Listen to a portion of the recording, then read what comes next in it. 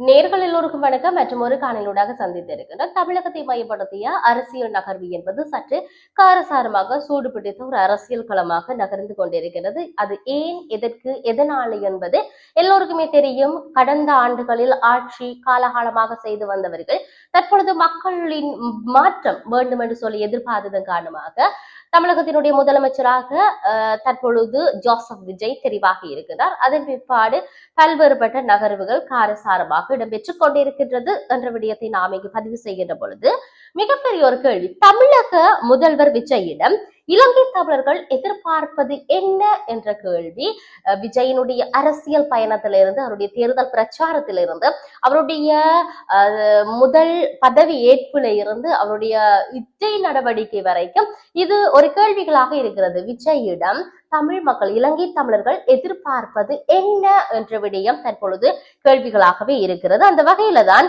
முதலமைச்சராக ஜோசப் விஜய் பதவி ஏற்ற நிலையில தற்போது இந்த விடயம் இலங்கை அரசியல்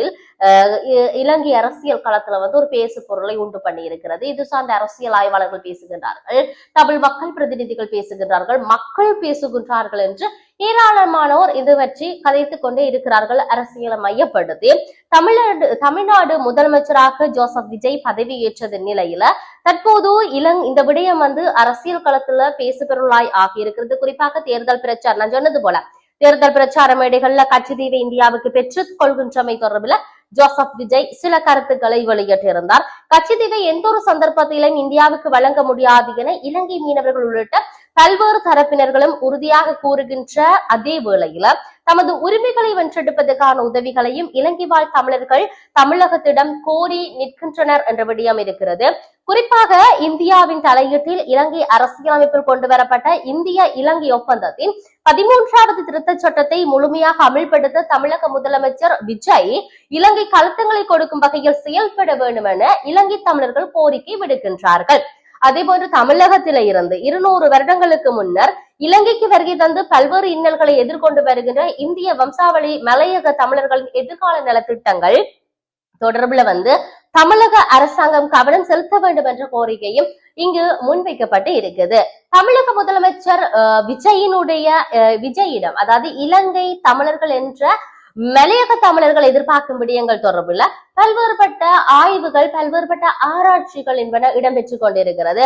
தமிழ்நாடு அரசாங்கத்திடமிருந்து மலையக தமிழர்கள் என்ன எதிர்பார்க்கின்றார்கள் என்பது குறித்து பல பத்திரிகையாளர்கள் தங்களுடைய கருத்துக்களை முன்வைத்திருக்கின்றார்கள். அதில் ஒரு மூத்த பத்திரிகையாளர் ஷனத் பல்வேறு விடயங்களை சொல்லி இருக்கிறார். அதாவது தகவல் தொழில்நுட்பத்தின் மிக வேகமான முன்னேறி வருகிறது தமிழகம். அங்கிருந்து இலங்கைக்கு வருகை தந்த இந்திய வம்சாவளி தமிழர்கள் அந்த வசதியை ஏற்படுத்தி கொடுக்க நடவடிக்கை எடுக்க வேண்டும். ஆகவே தொழில்நுட்பம் என்பது எப்படித்தான் வேகமாக வளர்ந்து வந்திருந்தாலும் ஆனா அவர்களுக்கு ஏற்படுத்தி கொடுக்க வேண்டிய தேவை இருக்கிறது என்ற விடயமும், தமிழ்நாட்டுக்கு பயணம் செய்த சலுகைகளை வழங்க வேண்டும் என்ற விடயமும், தமிழ்நாட்டுக்கும் இலங்கைக்கும் இடையே கூடுதல் கப்பல் சேவை தொடங்குவதற்கான பேச்சுக்கள் இருந்து வருகின்றன. மலையக சொந்தங்கள் அங்கிருந்து கப்பல் வழியாக செல்லும் போது விசேட சலுகைகள் அறிவித்தால் நன்றாக இருக்கும் என்ற விடயம் சொல்லப்படுகிறது. அவ்வாறு அந்த திட்டத்தை எல்லாம் முன்வைக்க வேண்டும் என்று சொல்லி அதே போன்று பல விடயங்களை இவர்கள் முன்வைத்திருப்பதை நாங்கள் பார்க்க கூடியதாக இருக்கிறது. ஆகவே எது எப்படி இருந்தாலும் இலங்கை தமிழர்கள் பல்வேறுபட்ட கோரிக்கை, அதாவது ஈழத் தமிழர்கள் என்று சொல்லுகின்றோம், மலையக தமிழர்கள் என்று சொல்லுகின்றோம், தாயகத்தில் இருக்கக்கூடிய பல்வேறுபட்ட மக்களுக்கான கோரிக்கைகள், மீனவர்களுடைய பிரச்சனையாக இருக்கட்டும், அதே போன்று கச்சத்தீவினுடைய பிரச்சனையாக இருக்கட்டும், பல பிரச்சார மேடைகளில் பல வாக்குறுதிகளை கொடுத்திருந்தாலும் இவற்றுக்கெல்லாம் எப்படி தீர்வு? இவர்கள் எதிர்பார்க்கிறதை அவரால் செய்ய முடியுமா, இல்லாட்டி அவர் சொன்னதை இவர்களால் செய்ய முடியுமா? பல கேள்விகள் இருக்கிறது. இவற்றுக்கெல்லாம் என்ன தீர்வு என்பதை நாங்கள் பொறுத்திருந்து பார்ப்போம். தமிழகத்தினுடைய முதலமைச்சர் விஜயனுடைய அடுத்த நடவடிக்கை எதுவாக இருக்கும்? தமிழர்கள் எதிர்பார்க்கின்ற அந்த கோரிக்கைகளை நிறைவேற்றி கொடுப்பார்களா என்ற விடயத்தை நாம் பொறுத்திருந்து பார்க்க வேண்டிய தேவை இருக்கிறது. மற்றொரு பதிவினூடாக சந்திப்போம். வணக்கம்.